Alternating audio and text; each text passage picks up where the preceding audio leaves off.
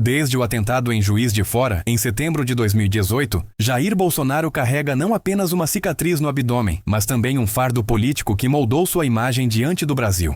A facada, desferida por Adélio Bispo de Oliveira, transformou o então candidato do PSL em símbolo de sobrevivência e resistência, um homem que escapou da morte para se tornar presidente.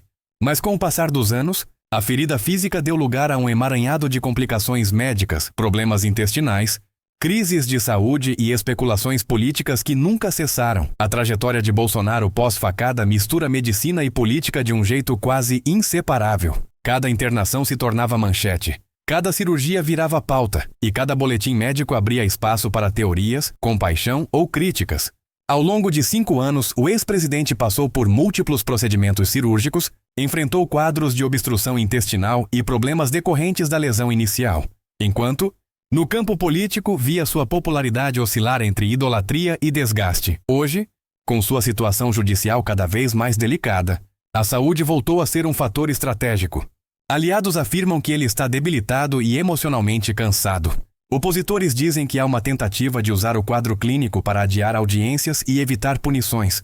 A verdade, porém, parece estar no meio do caminho. Bolsonaro vive, de fato, uma sequência de complicações médicas reais, mas o peso político dessa fragilidade é inegável. Este vídeo vai recontar toda essa linha do tempo, da facada em Juiz de Fora até as últimas internações, explicando como o estado de saúde do ex-presidente interfere em sua influência política e no cumprimento das penas que ainda enfrenta. Era 6 de setembro de 2018. Bolsonaro caminhava entre apoiadores em Juiz de Fora, MG, durante a campanha eleitoral, quando foi atingido por uma facada no abdômen.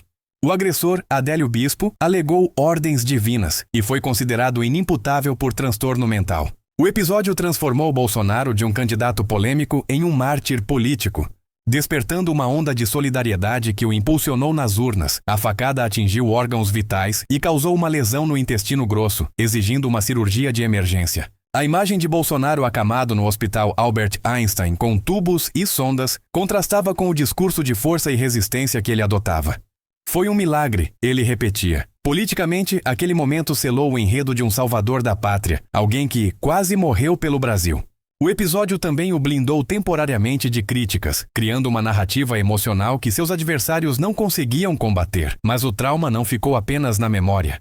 As sequelas físicas da facada se tornariam, com o tempo, uma presença constante e o símbolo de um corpo que nunca se recuperou completamente. Após o atentado, Bolsonaro passou por mais de 5 cirurgias abdominais.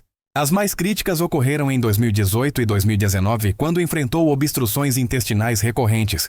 Parte do intestino foi removida e ele chegou a usar uma bolsa de colostomia temporária. As complicações o levaram a internações sucessivas em São Paulo e Brasília. Em várias ocasiões, Bolsonaro relatou dores intensas, náuseas e episódios de desconforto que o impediam de se alimentar normalmente.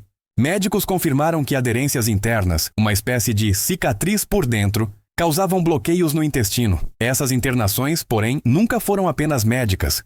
A cada boletim hospitalar, o noticiário político fervia. Críticos levantavam dúvidas sobre exageros ou encenações. Apoiadores o descreviam como um guerreiro sobrevivente. Entre 2021 e 2022, o quadro piorou. Bolsonaro foi internado em Orlando e São Paulo com novos episódios de obstrução intestinal, além de crises intestinais que o deixaram debilitado.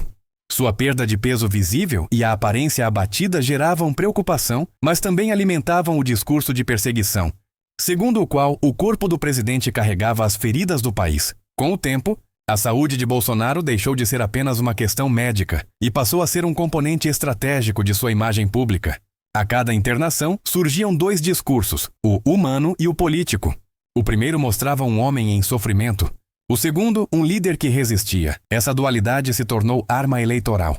Em 2022, durante os debates e entrevistas, Bolsonaro mencionava a facada como símbolo de coragem, de entrega ao Brasil.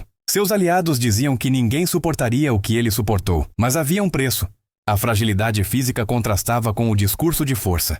Em eventos, notava-se a dificuldade de locomoção, a voz mais rouca, o semblante cansado. Seus opositores começaram a usar isso como argumento. Um líder que não cuida da própria saúde pode cuidar do país? Bolsonaro, por sua vez, tentava virar o jogo. Transformou a dor em bandeira e a sobrevivência em narrativa messiânica. O mito era também o sobrevivente.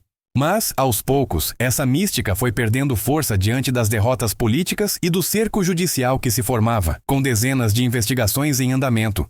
A saúde de Bolsonaro se tornou um fator de peso também no campo jurídico.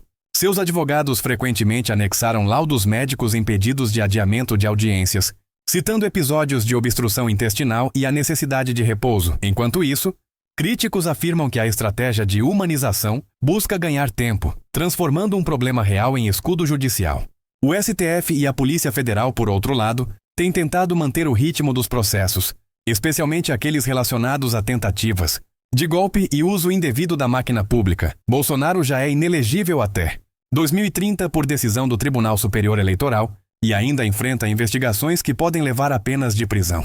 Entre elas estão os inquéritos sobre fraude em cartões de vacinação, joias da Arábia Saudita e atentado à democracia em 8 de janeiro de 2023. A situação médica pode influenciar, mas não anula a responsabilidade. Mesmo debilitado, ele ainda precisa responder à justiça. E, segundo juristas, o cumprimento de pena pode incluir prisão domiciliar, caso o quadro clínico o impeça de ser mantido em regime fechado. A saúde de Jair Bolsonaro é o espelho de sua trajetória política, marcada por resistência, dor e contradições. O homem que sobreviveu à facada agora enfrenta o desgaste de um corpo que não acompanha mais o ritmo da política. Há, em tudo isso, uma simbologia poderosa. O corpo de Bolsonaro virou metáfora de um país dividido, um organismo que tenta se curar, mas vive inflamado. Seus defensores veem nele um mártir. Seus críticos, um homem comum sustentando uma imagem que já não convence. Politicamente, as limitações físicas tendem a restringir sua capacidade de mobilização.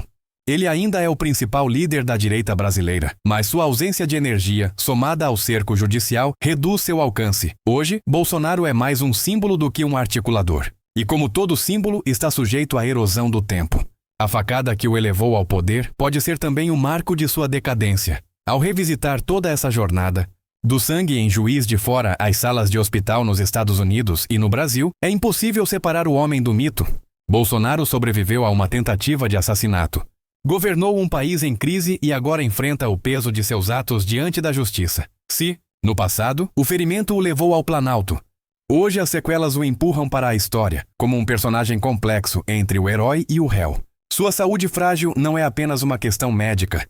É também um símbolo da exaustão de uma era política.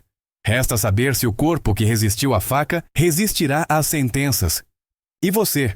O que acha? A saúde de Bolsonaro deve influenciar nas decisões da justiça? Ou o ex-presidente deve responder como qualquer cidadão? Deixe seu comentário, compartilhe o vídeo e inscreva-se no canal para acompanhar novas análises sobre os bastidores da política brasileira.